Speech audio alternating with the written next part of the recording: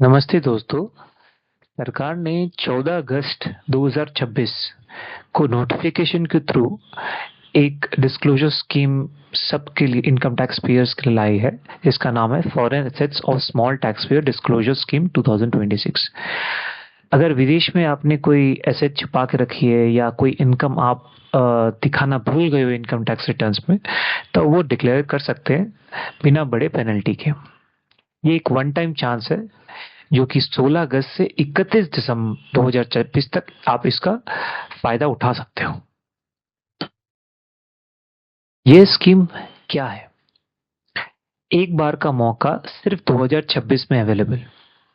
Foreign assets declare करो legally बिना डर के, और इम्यूनिटी मिलेगी आपको। कोई और टैक्स पेनल्टी या केस नहीं आप पर लागू होगा। इंपॉर्टेंट डेट्स याद रखें आप। 31 मार्च 31 मार्च 2026, ये डेट अच्छे से ध्यान रखिए क्योंकि इसी डेट पे वैल्यूएशन होगा। जो भी आप एसेट्स डिक्लेयर करोगे इस दिन की एफएमवी काउंट होगी।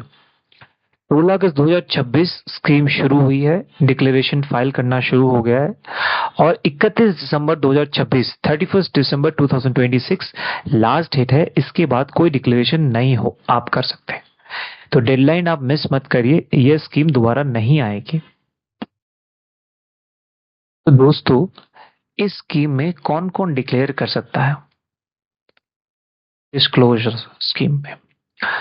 तो एक तो Indian resident, section 6 income tax 1961 के अंडर रेसिडेंट है, या नॉन रेसिडेंट हो जो उस साल इंडिया में था जब एसेट खरीदा था, या RNOR जिसे हम रेसिडेंट एंड ऑर्डिनरी रेसिडेंट भी कहते हैं, जो उस साल इंडिया में था जब इनकम आई थी। तो डिक्लेरेशन के 3 वैलिड रीजंस है: रिटर्न फाइल नहीं की, रिटर्न में डिस्क्लोज नहीं की, या असेसमेंट से बच गई। तो रिटर्न फाइल नहीं की मतलब ये है कि सेक्शन 139 के अंडर आपने इनकम टैक्स रिटर्न फाइल करने में फेलियर, जो भी साल में एसेट लिया या इनकम आई। दूसरा, रिटर्न में डिस्क्लोज नहीं की। रिटर्न फाइल की थी लेकिन उसमें ये एसेट्स या इनकम डिस्क्लोज नहीं की गई स्कीम शुरू होने से पहले। असेसमेंट से बच गई एसेट या इनकम सेक्शन 147 के अंडर एस्केप असेसमेंट में आती है। क्या डिक्लेयर कर सकते हैं? 4 टाइप ऑफ होल्डिंग्स। एक सिंपल सवाल, क्या आपने टैक्स दिया था या सिर्फ डिक्लेयर नहीं की? तो टाइप ए में आते हैं अनडिस्क्लोज फॉरेन एसेट्स। विदेश में एसेट है, सोर्स का कोई एक्सप्लेनेशन नहीं, टैक्स भी नहीं दी, डिक्लेयर भी नहीं किया। तो कैटेगरी 1 में मैक्सिमम 1 करोड़ आप 60% टोटल इसका टैक्स दे दीजिए और टेंशन फ्री हो जाइए। टाइप बी में आते हैं अनडिस्क्लोज फॉरेन इनकम। विदेश से इनकम आई, टैक्स नहीं दिया, रिटर्न में ऑफर ही नहीं किया। कैटेगरी 1, ये भी कैटेगरी 1 में आता है। मैक्सिमम 1 करोड़ तक अगर हो अनडिस्क्लोज फॉरेन इनकम तो आप इसमें डिक्लेयर कर सकते हो। इसमें भी 60% आप टैक्स दे दीजिए, बस आप टेंशन फ्री हो जाइए।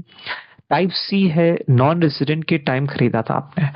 एसेट तब खरीदा जब नॉन रेसिडेंट थे, बाद में रेसिडेंट बने, शेड्यूल एफए में डिक्लेयर नहीं किया, बस खाली डिक्लेयर नहीं किया। कैटेगरी 2 ये हो जाती है। इसमें इन्होंने सरकार ने 5 करोड़ तक का दिया कि भाई अगर कोई एसेट हो 5 करोड़ तक तो आप कैटेगरी 2 में आते हो। आप फ्लैट फी 1 लाख रुपीस दीजिए और टेंशन फ्री हो जाइए। टाइप डी, टैक्स इनकम से खरीदा पर शेड्यूल में नहीं दिखाया उसको, टैक्स दिया था लेकिन आईटीआर से शेड्यूल एफए में एसेट डिक्लेयर नहीं किए, तो ये भी कैटेगरी 2 में आती है। इनके लिए भी 5 करोड़ मैक्सिमम है कि 5 करोड़ तक आप अगर आपकी इनकम है, उस इनकम से खरीदी है, तो आपको एक फ्लैट फी 1 लाख रुपीस देना पड़ेगा एंड आप टेंशन फ्री हो सकते हो। तो कैटेगरी 1 टाइप ए और बी, टैक्स आपने छुपाई 60% देना होगा। Category 2 type C and D, सिर्फ शेड्यूल में भूल गए, maximum 1 lakh first year of non disclosure. Limits और पेमेंट एक नजर में। कैटेगरी 1 जहां आपकी अनडिस्क्लोज्ड इनकम या एसेट्स है, और कैटेगरी 2 जहां आपकी अनडिक्लेयर्ड, आपने डिक्लेयर नहीं किया हुआ बस अपनी एसेट्स और इनकम को। तो जो कैटेगरी 1 है अनडिस्क्लोज्ड, उसमें लिमिट सरकार ने लगा रखी 1 करोड़ की। Assets plus income combined fair market value. Fair market value कब का देखेंगे? 31 मार्च 2026, 31 मार्च 2026। और इसका फॉर्मूला होगा, जो भी वैल्यू निकलेगी उसका 60% आप पेमेंट कर दीजिए सरकार को, टेंशन फ्री हो जाइए। इसका 60% का ब्रेकडाउन ऐसा है कि 30% इसमें टैक्स है और 30% पेनल्टी है, टोटल 60%। मान लीजिए 80 लाख का आपका वैल्यू है, फेयर मार्केट वैल्यू जो आपने अनडिस्क्लोज करा हुआ है, 80 लाख का 60% होते हैं 48 लाख रुपीस, वो आप दे दीजिए और टेंशन फ्री हो जाइए। कैटेगरी 2 में आते हैं अनडिक्लेयर्ड। अनडिक्लेयर्ड आपकी इनकम हो या एसेट्स हो, तो लिमिट है उसके लिए 5 करोड़ एसेट्स का फेयर मार्केट वैल्यू। इसमें आप 1 लाख का टोटल आप रुपए दे दीजिए सरकार को और एक ही फॉर्म में, फॉर्म 1 में सारे एसेट्स को डिक्लेयर कर दीजिए और टेंशन फ्री हो जाइए। इसमें no income tax, no penalty, सिर्फ एक फ्लैट फी देना है। और अगर आपकी मल्टीपल एसेट्स हो तो वो ऐसा नहीं है कि हर एसेट्स के लिए आपको 1 लाख रुपए हर एसेट्स के लिए देने, आप एक ही फॉर्म में सब कुछ दे दीजिए जो आपने अनडिक्लेयर करा हुआ है। मल्टीपल एसेट एक साथ डिक्लेयर करिए, सिर्फ 1 लाख टोटल, कोई पर एसेट चार्ज नहीं है इसमें। इसका बेनिफिट ये है दोस्तों कि ये बहुत सिंपल और लो कॉस्ट ऑप्शन है। चलिए एक कैटेगरी 1 जहां अनडिस्क्लोज इनकम या एसेट्स हो, उसका एक प्रैक्टिकल एग्जांपल ले लेते हैं। मान लीजिए एक फॉरेन बैंक अकाउंट है आपका जिसकी वैल्यू है 60 लाख्स, तो 60 लाख का लगभग 60% 36 लाख्स आपको दे देना है। 30% आपका टैक्स हो गया, 30% पेनल्टी हो गया, टोटल 36 लाख आप दे दीजिए और टेंशन फ्री हो जाइए। मान लीजिए कोई फॉरेन इनकम भी है आपकी जिसकी वैल्यू है 20 लाख रुपीस, तो उसका 60% लगभग 12 लाख रुपए होते हैं, 12 लाख, जिसमें 30% टैक्स 6 लाख हो गया और पेनल्टी 30%, वो आप दे दीजिए और टेंशन फ्री हो जाएगी। ठीक है, तो सिंपल फॉर्मूला है, कैटेगरी 1 में वैल्यू का 60% और कैटेगरी 2 में सिर्फ 1 लाख टोटल, सारे एसेट्स के लिए एक साथ अगर एग्रीगेट 5 करोड़ से कम हो तो कौन से एसेट डिक्लेयर हो सकते हैं इसमें?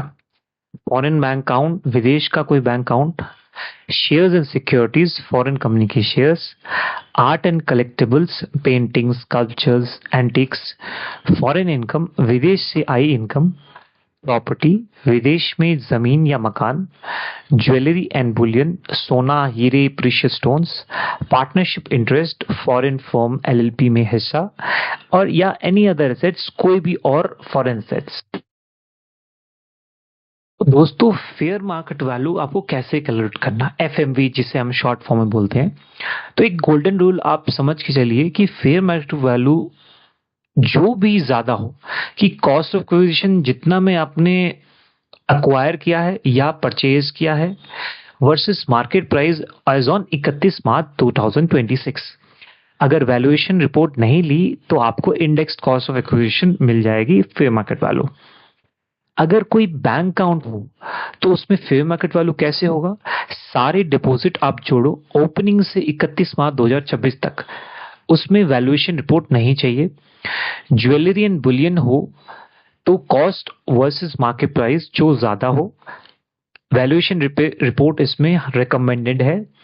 आर्ट एंड पेंटिंग्स, कॉस्ट और वर्सेस मार्केट प्राइस जो ज्यादा हो, इसमें भी वैल्यूएशन रिकमेंडेड है। Quoted shares, cost versus lowest plus highest price divide by 2 on valuation date, इसमें वैल्यूएशन रिपोर्ट नहीं चाहिए। Unquoted equity share prescribe formula है बुक वैल्यू बेस्ड, इसमें वैल्यूएशन रिपोर्ट आप ले लीजिए तो बढ़िया होगा।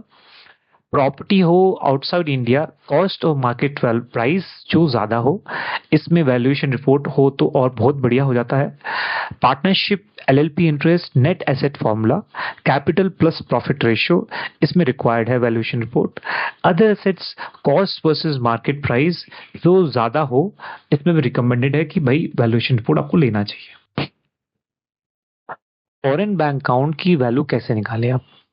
ओपनिंग से 31 मार्च 2026, 31 मार्च 2026 तक के सारे डिपॉजिट्स आप जोड़िए और वही आपकी वैल्यू है। रीडिपॉजिट आपने अगर काउंट नहीं करना, अगर आपने पैसे उठाए हैं, उठाए हैं, विड्रॉल कर रहे हो और वापस डिपॉजिट कर रहे हो, तो वो काउंट नहीं होगा आपका इस वैल्यूएशन में। ठीक है, विड्रॉल का पैसा दोबारा डिपॉजिट किया, वो काउंट नहीं होगा, डबल काउंटिंग से बचे। सेकंड, ब्लैक मनी एक्ट में डिक्लेयर किया हुआ अगर आपका है, तो पहले बीएमए 2015 के अंडर डिक्लेयर किया हुआ है, तो सिर्फ उस डेट के बाद के डिपॉजिट काउंट होंगे। एक छोटा सा एग्जांपल ले लेते हैं। मान लीजिए 1/4/2010 में आपने $1000 डिपॉजिट कराया, वो आपको काउंट करना है। वैसे ही 1/6/2011 को $500 आपने डिपॉजिट किए, वो भी काउंट करना है। 1/8/2011 को आपने $700 विड्रॉल करे, ठीक है। 1/4/2012 को अपने $500 वापस डिपॉजिट करे, तो इसमें ये 500 आपको नहीं लेने, क्योंकि वो आपने विड्रॉल करके वापस जमा कराए हैं। ठीक है, वैसे ही 1/8/2013 में $500 आपने जमा कराए, तो $300 ही करना है आपको काउंट, क्योंकि $200 जो 700 आपने विड्रॉ करे, उसमें से 500 तो आपने जमा करा दिए 1/4/2012 में, और बाकी के जो 300 है वो आपने 1/8/2013 में, बाकी सॉरी 200 है वो आपने 1/8/2013 में जमा करा दिया। ऐसे अकॉर्डिंगली आप देखोगे पूरे नेक्स्ट लास्ट एग्जांपल ये वैसे ही है कि भाई रीडिपॉजिट को काउंट नहीं करना। तो 1/9/2021 में $1000 डिपॉजिट हुआ है, लेकिन 400 वो पैसा था जो 1/6/2020 का विड्रॉ करके वापस डाला गया, इसलिए सिर्फ $600 ही काउंट होगा। 1000 माइनस 400, रीडिपॉजिट 600। तो फाइनल स्टेप ये है कि 4900 का 31 मार्च 2026 की आरबीआई रेट से रुपीस में कन्वर्ट करिए, और यही फाइनल वैल्यू होगी।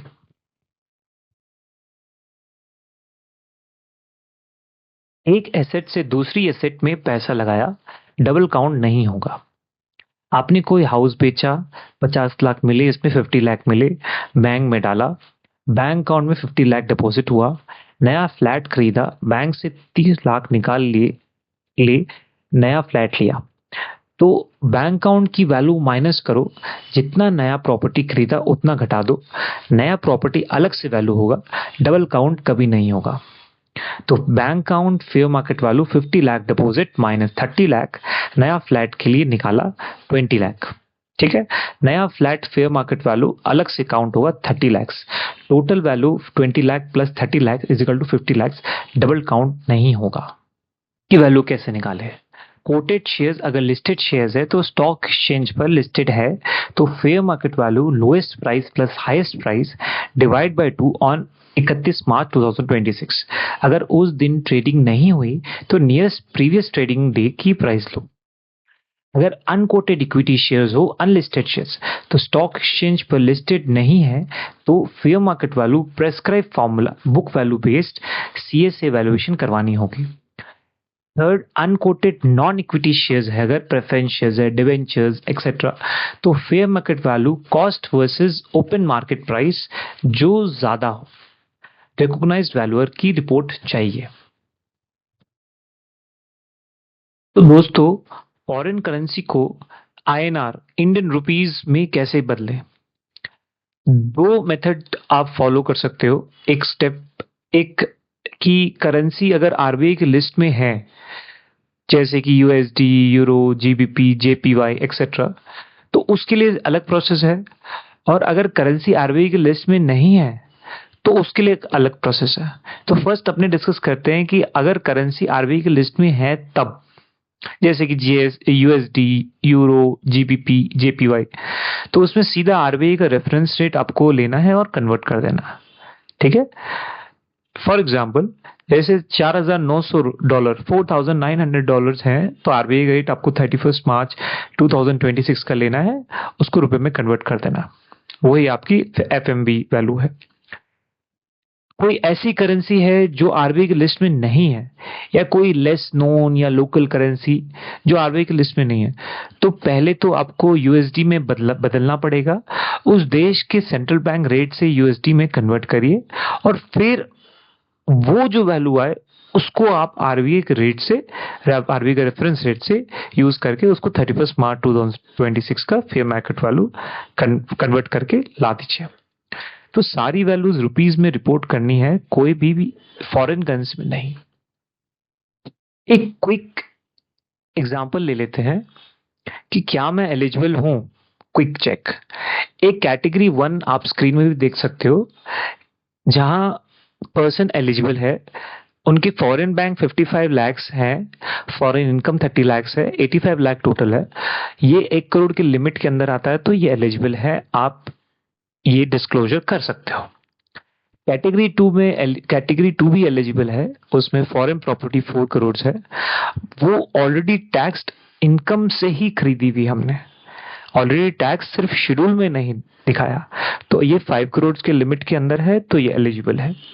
कैटेगरी 1 में कब एलिजिबल नहीं है, फॉरेन एसेट्स 1.2 करोड़ का है, अनडिस्क्लोज्ड, और 1 करोड़ का लिमिट है, तो ये एलिजिबल नहीं है, ऐसे पर्सन एलिजिबल नहीं है डिस्क्लोजर के लिए। कैटेगरी 2 में भी नॉट एलिजिबल का भी एक एग्जांपल ये है कि फॉरेन एसेट्स अगर 6.5 करोड़ है अनडिक्लेयर्ड, तो ओवर 5 करोड़ लिमिट है, तो एलिजिबल नहीं है। लेकिन सरकार ने एक 5 करोड़ का लिमिट लगा रखा है कि अगर आपने दिखाना रह गया था शेड्यूल्स में, पर उसके लिए भी 5 करोड़ का लिमिट है, पर सिंस यहाँ फॉरेन एसेट्स 6.5 करोड़ का है, 6.5 करोड़ रुपए का, तो अनडिक्लेयर्ड है, तो ये ऐसे पर्सन्स, ऐसे इंडिविजुअल्स आप नहीं दिखा सकते डिस्क्लोजर में, ठीक है। नॉन रेसिडेंट है, वो भी एलिजिबल है, किन कंडीशन में। नॉन रेसिडेंट था जब एसेट खरीदा, अगर उस साल इंडिया में था, एलिजिबल है। तो हमारे तरफ से एक छोटी सी सलाह यह है कि डिक्लेरेशन फाइल करने से पहले अपने सीए से मिले और अपनी सारी फॉरेन एसेट्स की लिस्ट बनाएं। थ्रेशोल्ड क्रॉस होने पर स्कीम का फायदा नहीं मिलेगा। यह स्कीम कब आपको नहीं आए मिलेगी, ठीक है। तो एक तो है मनी लॉन्ड्रिंग केस आप पे चल रहा है, अगर आपकी इनकम एसेट्स क्राइम से आई है और पीएमएलई 2002 के अंडर केस चल रहा है, तो ये पेंडिंग है, स्कीम नहीं मिलेगी आपको। Second, black money act assessment हो चुकी है, अगर उस असेसमेंट ईयर के लिए ब्लैक मनी एक्ट 2015 के अंडर असेसमेंट कंप्लीट हो चुकी है, तो आपको स्कीम नहीं मिलेगी। अगर दोनों में से कोई भी सिचुएशन है, तो पहले आप अपने सीए से कंसल्ट करिए। डिक्लेरेशन का प्रोसेस स्टेप बाय स्टेप। सबसे पहले तो भाई साहब आपको फॉर्म 1 फाइल करना है, ऑनलाइन डिक्लेरेशन सबमिट करो, assets, income, fair market value सब डिटेल के साथ। सेकेंड स्टेप है फॉर्म 2 आएगा, आपको इनकम टैक्स अथॉरिटी 1 महीने में अमाउंट बताएगा कितना देना है। थर्ड स्टेप है पेमेंट करिए, आप 2 महीने के अंदर पेमेंट पे करिए, डिलेज में आपको 1% का ब्याज भी देना पड़ेगा अगर आपने डिले किया तो। फॉर्म 3 सबमिट करो पेमेंट प्रूफ के साथ, ऑनलाइन इंटीमेशन दो। फॉर्म 4 मिलेगा आपको, सर्टिफिकेट मिलेगा, आप ऑफिशियली क्लियर हो गए। पूरा प्रोसेस ऑनलाइन है, कोई ऑफिस जाने की जरूरत नहीं। फॉर्म 1 में क्या भरना होगा, बेसिक इंफॉर्मेशन, नाम, एड्रेस, पैन नंबर, पासपोर्ट, अगर नॉन रेसिडेंट हो तो। एसेट इनकम डिटेल्स, कौन सी एसेट है, कब खरीदी, कहाँ है, क्या वैल्यू है। फेयर मार्केट वैल्यू समरी, सारी एसेट्स की टोटल वैल्यू कैटेगरी 1 या 2 में। डॉक्यूमेंट्स अपलोड करो, एसेट खरीदने का प्रूफ, वैल्यूएशन रिपोर्ट अगर एप्लीकेबल। एक फॉर्म 1 में मल्टीपल एसेट डिक्लेयर कर सकते हो, रिलेवेंट पार्ट्स में एंट्रीज रिपीट करो, एक ही फॉर्म काफी है। वैल्यूएशन रिपोर्ट जरूर अटैच करो, प्रॉपर्टी, ज्वेलरी और अनकोटेड शेयर्स के लिए कंपलसरी है। पेमेंट आपको कितने टाइम में करनी है, 2 महीने आपको पहले मिलते हैं, फॉर्म 2 मिलने के बाद 2 महीने के अंदर आपको पेमेंट करना होता है, उसमें कोई इंटरेस्ट नहीं देना होता आपको। 2 और महीने आपको मिलते हैं, डिले अगर हुआ तो 2 और महीने मिलेंगे, 1% पर मंथ इंटरेस्ट लगेगा। इसके बाद फॉर्म 2 के महीने के 4 महीने बाद स्कीम का फायदा खत्म हो जाएगा, डिक्लेरेशन वॉइड हो जाएगी। मान लीजिए कि भाई आपने कभी डिक्लेरेशन दी नहीं और सरकार की कभी ऐसी स्कीम आई नहीं, आपके लिए वो एप्लीकेबल नहीं होगा। मैक्सिमम लिमिट है फॉर्म 2 के महीने, 2 के महीने से 4 महीने, एक दिन भी ज्यादा नहीं, पार्ट्स में पेमेंट की जा सकती है, लेकिन आउटर लिमिट मिस होने पर डिक्लेरेशन वॉइड हो जाएगा। पेमेंट के बाद आपको क्या करना है, स्टेप 1, फॉर्म 3 फाइल करिए आप, पेमेंट करने के बाद ऑनलाइन फॉर्म 3 सबमिट करिए, साथ में पेमेंट प्रूफ, इंटरेस्ट रिसीप्ट अगर दिया हो तो डेडलाइन पेमेंट पीरियड्स के अंदर ही सबमिट करिए। स्टेप 2, फॉर्म 4 मिलेगा आपको, आप क्लियर हो गए। Income tax authority form 4 issue करेगा 1 महीने के अंदर। फॉर्म 3 मिलने के बाद ये एक आपका इम्यूनिटी सर्टिफिकेट है कि जो भी आपकी टेंशन थी वो अब खत्म हो गई। फॉर्म 4 इज मतलब आप समझ सकते हो कि आप ऑफिशियली सेफ है, कोई और टैक्स पेनल्टी या केस नहीं हो सकता आपको, एटलीस्ट इस एसेट्स के बारे में या इनकम के बारे में जो आपने डिक्लेयर किया। एक पेमेंट का एग्जांपल ले लेते हैं दोस्तों। एक मान लीजिए कि फॉरेन बैंक अकाउंट लगभग 80 लाख का हमने डिस्क्लोज कर रहे हैं, तो आपको 60% हो गया। 60% जो मैंने पहले के स्लाइड्स में भी डिस्कस किया था, 60%, 30% टैक्स, 30% पेनल्टी, 48 लाख रुपीस आप डिस्क्लोजर के साथ पेमेंट कर दीजिए। मान लीजिए फॉर्म 2 का ऑर्डर डेट आपको 22 सितंबर 2026 को मिलता है, 22 सितंबर 2026 को। तो एंड ऑफ ऑर्डर मंथ हो गए 30 सितंबर 2026। तो इंटरेस्ट फ्री डेडलाइन आपको 30 सितंबर से 2 मंथ्स, दैट इज 30 नवंबर 2026, 30 नवंबर 2026 तक आपको इंटरेस्ट फ्री मिल जाएगा कि जहां आप अपने 48 लाख रुपीस जो 60% ऑफ आप जो डिस्क्लोज कर रहे हो वो आप इंटरेस्ट फ्री दे सकते हो। बट 2 महीने के बाद आपको इंटरेस्ट लगेगा 1%, मैंने जो पहले आपसे डिस्कस कर लिया था। तो 2 महीने की काउंटिंग फॉर्म 2 की डेट से नहीं बल्कि उस महीने की आखिरी दिन से होती है, इसलिए 22 सितंबर 30 सितंबर मंथ एंड 2 + 2 मंथ्स 30 नवंबर 2026 ऑन टाइम। अगर आपने 30 नवंबर 2026 को पेमेंट कर दिया तो आपको इंटरेस्ट 0 देना पड़ता, ये बेस्ट ऑप्शन है। अगर आपने 1 महीने डिले किया, उसको 30 नवंबर की जगह 31 दिसंबर 2026 तक आपने किया, तो 1% फ्लैट आपको इंटरेस्ट लग जाना है। और अगर 2 मंथ्स डिले करते हैं तो 31 जनवरी 2027 तो आपको 2% इंटरेस्ट लग जाना है, हर 1% पर मंथ। तो 31 जनवरी 2027 के बाद स्कीम का फायदा खत्म हो जाएगा। पेमेंट आउटर लिमिट मिस होने पर foreign sets of small tax payer disclosure scheme 2026 का कोई भी फायदा आपको नहीं मिलेगा, डिक्लेरेशन वॉइड हो जाएगी। फॉर्म 4 मिलने के बाद आप सेफ है। वैलिड डिक्लेरेशन और पेमेंट के बाद मिलने वाले बेनिफिट्स, कोई और टैक्स नहीं, डिक्लेयर्ड एसेट्स इनकम पर दोबारा कोई टैक्स नहीं लगेगा आपको, कोई पेनल्टी नहीं लगेगी, ब्लैक मनी एक्ट 2015 के अंडर कोई पेनल्टी नहीं मिलेगी आपको, कोई केस नहीं आप पे दर्ज होगा, प्रोसिक्यूशन से पूरी इम्यूनिटी डिक्लेयर्ड एसेट के लिए। इंपॉर्टेंट रेस्ट्रिक्शंस ध्यान रखें, रेक्टिफिकेशन क्लेम नहीं कर सकते आप, जो असेसमेंट पहले से हो चुकी है उसमें कोई चेंज नहीं मांग सकते। सेट ऑफ या रिलीफ, किसी अपील में डिक्लेयर्ड अमाउंट का सेट ऑफ नहीं मिलेगा आपको। कोई पेंडिंग असेसमेंट है आपका तो एओ को आपकी डिक्लेरेशन कंसिडर करनी होगी, ये उसका लीगल ऑब्लिगेशन है। 20% वेरिएंस रूल एक इंपॉर्टेंट प्रोटेक्शन, अगर आपकी declared FMV fair market value और एओ की डिटरमाइंड वैल्यू में 20% 20% तक का फर्क है तो डिक्लेरेशन वैलिड रहेगी। एक एग्जांपल ले लेते हैं, आपने डिक्लेयर किया 1 करोड़, एओ ने डिटरमाइन किया कि भैया भाई साहब 1 करोड़ नहीं आपकी वैल्यू है, उसकी है 1.15 1.15 करोड़ 1 करोड़ 15 लाख, तो फर्क खाली 15% का है, तो डिक्लेरेशन आपकी वैलिड रहेगी। सेकेंड एग्जांपल ले लेते हैं, जहां आपने डिक्लेयर किया कि भाई 1 करोड़ मेरी वैल्यू है फेयर मार्केट वैल्यू, और एओ ने डिटरमाइन किया असेसिंग ऑफिसर ने कि भाई आपका 1.25 करोड़ है, तो फर्क 25% हो जाता है जो कि 20% से ज्यादा हो जाता है, तो इस केस में डिक्लेरेशन वॉइड हो सकती है। तो ये रूल सिर्फ नॉन बैंक एसेट्स के लिए है, बैंक अकाउंट के लिए नहीं। ऐसा नहीं कि बैंक अकाउंट में आपने 1 करोड़ बोला और एओ ने बोला कि भैया आपका बैंक 1.1 करोड़ 15 लाख का, तो जो बैंक बैलेंस है वो तो वन बैंक बैलेंस ही रहेगा ना, उसमें कोई फेयर मार्केट वैल्यू नहीं होता, जो वैल्यू जो आपके बैंक बैलेंस है वो बैलेंस ही रहेगा, तो उस केस में ये एप्लीकेबल नहीं होता 20%। सिर्फ नॉन बैंक एसेट्स पर लागू होती है ये 20% वेरिएंस प्रोटेक्शन। हमारी तरफ से प्रैक्टिकल सलाह कुछ मैं दे रहा हूं आपको कि भाई अपनी फॉरेन एसेट्स चेक करिए, कोई भी विदेश में अकाउंट, प्रॉपर्टी, शेयर्स, ज्वेलरी है क्या आपके। Second, fair market value FMV calculate करिए, 31 मार्च 2026 की डेट पर हर एसेट्स की वैल्यू निकालिए।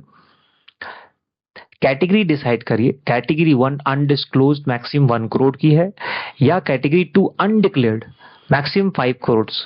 तो डॉक्यूमेंट तैयार करिए, एसेट खरीदने का प्रूफ, वैल्यूएशन रिपोर्ट रेडी रखिए। फॉर्म 1 ऑनलाइन फाइल करिए।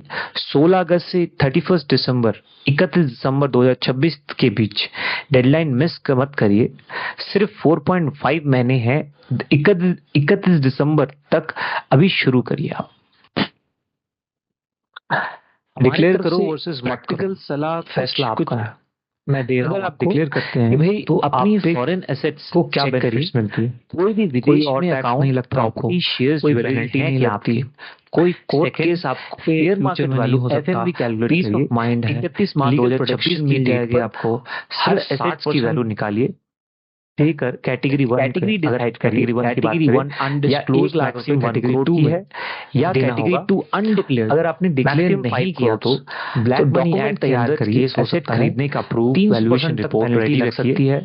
जेल भी हो सकती है, ऑनलाइन फाइल करिए। हर साल का डर 16 अगस्त ज्यादा 31 दिसंबर 31 दिसंबर 2026 है कि अभी आप डिक्लेयर करिए, डेडलाइन मिस मत करिए। सिर्फ 4.5 महीने हैं, 31 दिसंबर हमारी पूरी स्कीम अभी शुरू करिए आप। डेट्स कब से चालू और कब खत्म हो रहे हैं वो चालू है हमारे तरफ से 16 अगस्त 2026 कुछ और खत्म हो रहे हैं 31 मैं दे रहा हूं दिसंबर 2026 कि भाई अपनी वैल्यूएशन 31 मार्च 2026 के लगेंगे। कोई भी विदेश में अकाउंट कर सकते हैं, शेयर रेजिडेंट एनआरआई जो उस साल रेजिडेंट थे, शेयर मार्केट और रेजिडेंट ऑर्डिनरी करिए। 31 मार्च 2026 की डिस्क्लोज एसेट्स इनकम टैक्स की वैल्यू निकालिए, लिमिट दे रखी है सरकार ने। कैटेगरी डिसाइड करिए, कैटेगरी 1 अनडिस्क्लोज्ड मैक्सिमम 1 करोड़ की है 30% या category 2 undeclared category 5 undeclared assets. तो डॉक्यूमेंट तैयार है, एसेट्स खरीदने का प्रूफ, वैल्यूएशन रिपोर्ट रेडी रखिए। नहीं किया पर इनकम टैक्स ऑनलाइन फाइल करिए। बट 16 अगस्त से 31 दिसंबर एसेट्स लिया है आपने वो 2026 इनकम से बीच डेडलाइन के लिए 5 करोड़ की लिमिट है। इसमें आप 4.1 लाख महीने हैं, 31 दिसंबर फायदा कोई भी शुरू करिए, पेनल्टी केस नहीं, पूरी इम्यूनिटी मिल जाएगी आपको। प्रोसेस हमारे तरफ से फॉर्म 2 फाइल करिए, पेमेंट करिए, फॉर्म 3 मैं दे रहा हूं आपको लास्ट में सरकार को देती है। अपनी फॉरेन एसेट तो चेक करिए, चार्टर्ड अकाउंटेंट कोई भी विदेश में अकाउंट, प्रॉपर्टी, शेयर, ज्वेलरी है क्या आपके। Second, fair market value FMV calculate करिए, 31 मार्च 2026 की डेट पर हर